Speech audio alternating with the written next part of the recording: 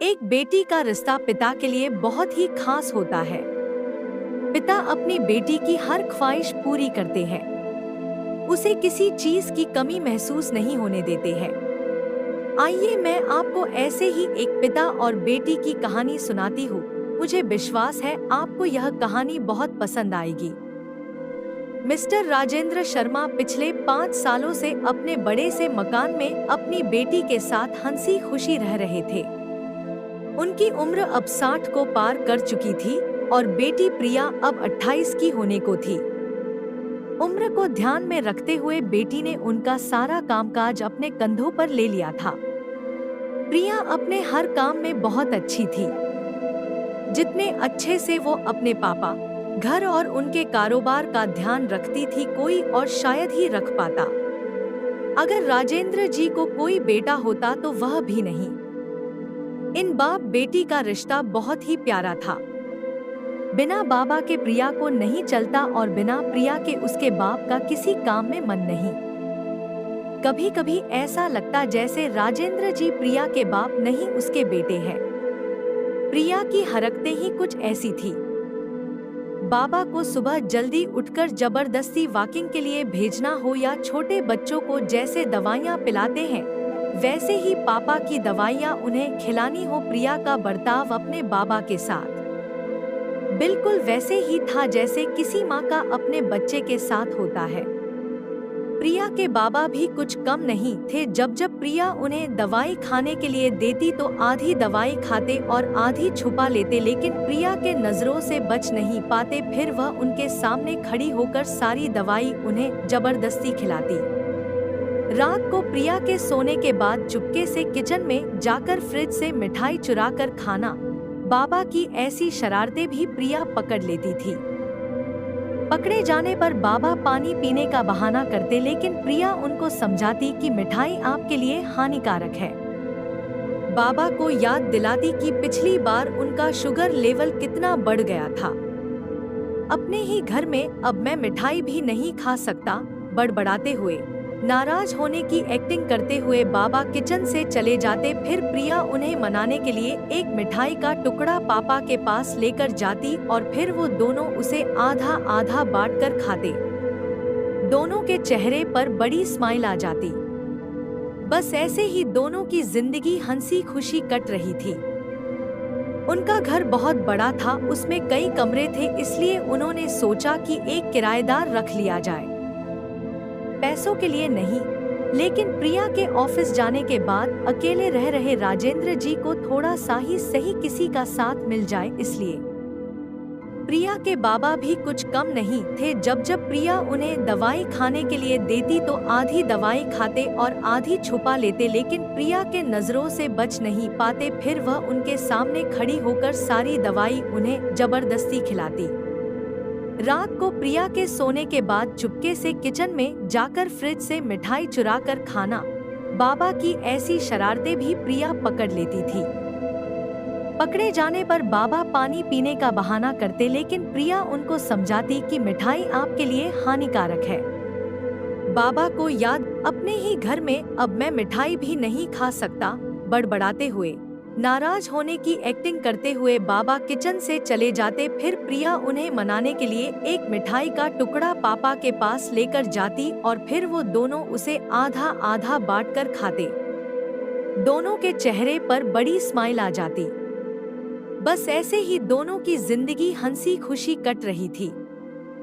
उनका घर बहुत बड़ा था, उसमें कई कमरे थे, इसलिए उन्होंने सोचा कि एक किराएदार रख लिया जाए। पैसों के लिए नहीं, लेकिन प्रिया के ऑफिस जाने के बाद अकेले रह रहे राजेंद्र जी को थोड़ा सा ही सही किसी का साथ मिल जाए, इसलिए। जल्दी ही एक किराएदार फाइनल हो गया। उनका नाम अमर सिंह था।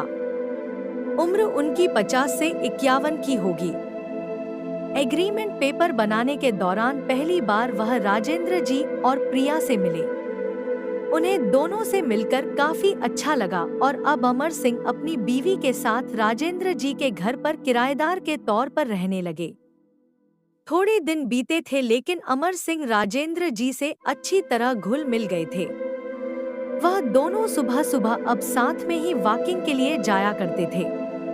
कभी वह अमर सिंह के साथ तो कभी अमर सिंह और उनकी बीवी प्रिया और राजेंद्र जी के साथ डिनर किया करते।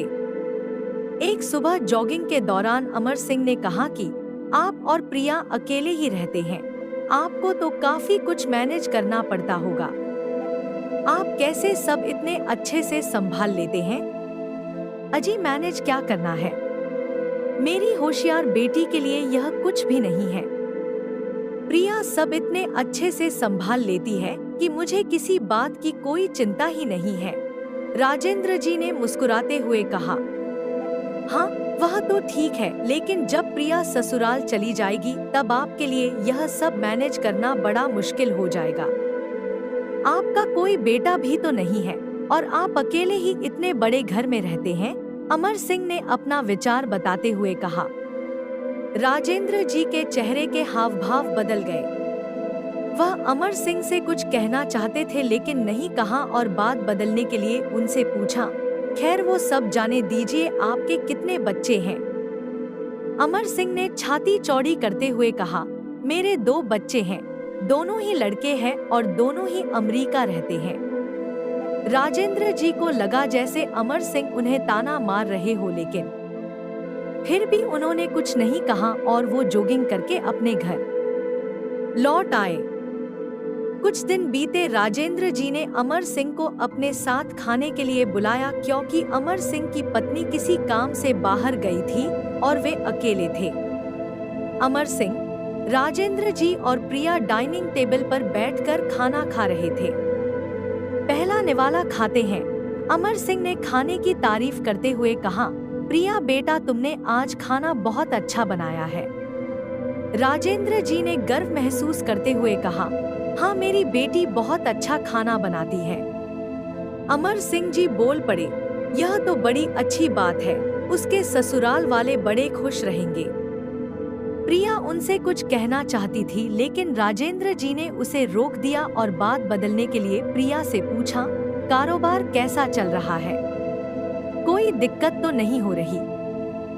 बोले, वाह प्रिया बेटा, मानना पड़ेगा जिस तरह से तुम सारा कारोबार संभाल रही हो, तुम राजेंद्र जी की बेटी नहीं बेटा हो बेटा।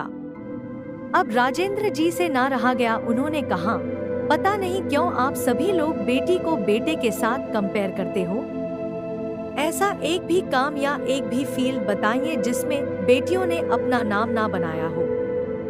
अरे आसमान में प्लेन उड़ाने से लेकर देश के सर्वोच्च पद पर बैठकर देश चलाने तक बेटियों ने हमेशा अपने आप को साबित किया है, लेकिन आप जैसे लोग अभी भी उनकी तुलना बेटों से ही करते रहोगे।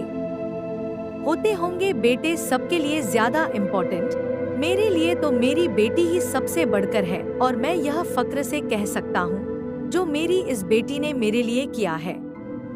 जितना प्यार मुझे दिया है उतना दुनिया का कोई भी बेटा नहीं दे सकता। चलिए मैं आपसे ही पूछता हूँ, आपके 2 बेटे हैं ना?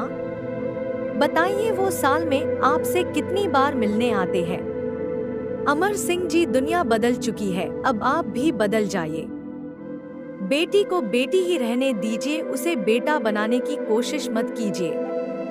आप जब भी किसी बेटी का सम्मान करेंगे तो एक बेटी की तरह ही करना, ऐसा कभी मत कहना कि तुम बेटी नहीं बेटा हो।